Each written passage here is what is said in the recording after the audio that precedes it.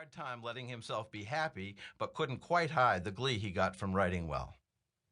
The unhappiest times in his life were for months and sometimes a whole year when he couldn't write, when he was blocked. He'd tried just about anything to get unblocked, but he was very nervous and suspicious about psychiatry.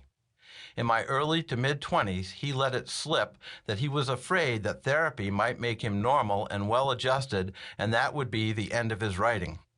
I tried to reassure my father that therapists weren't nearly that good.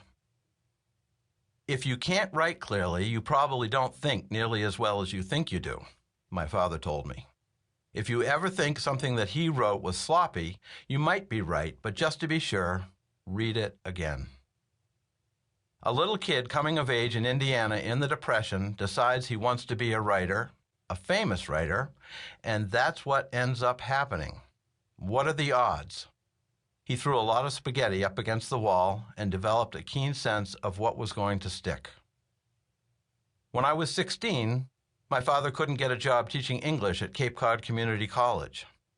My mother claimed that she went into bookstores and ordered his books under false names so that the books would at least be in the store and maybe someone would buy them. 5 years later, he published Slaughterhouse-Five and had a multi-book $1 million contract. It took some getting used to. Now, for most people looking back, Kurt's being a successful, even famous writer is an of course kind of thing.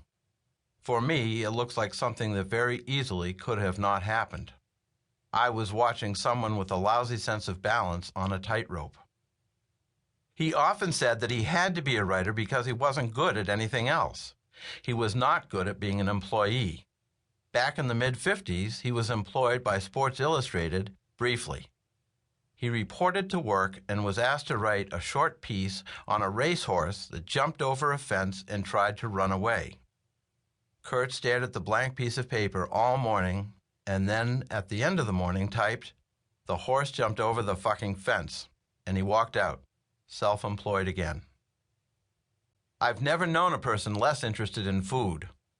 The chain smoking had something to do with it. When he complained about living so long, I told him that God was curious about how many cigarettes a human being could smoke, and God couldn't help wondering what was going to come out of Kurt's mouth next. The thing that made it hard to take him seriously when he said that he was all done and had nothing more to say was that he started saying that when he was in his mid-40s, and he was still surprising people and coming up with good stuff in his mid-80s. The most radical, audacious thing to think is that there might be some point in working hard and thinking hard and reading hard and writing hard and trying to be of service.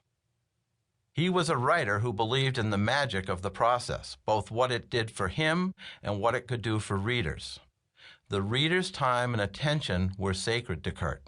He connected with people on a visceral level because he realized that content was not the whole story. Kurt was and is like a gateway drug or a shoehorn. Once a reader is over the threshold, other writers become accessible. He used to complain to me that no one out of high school still read him.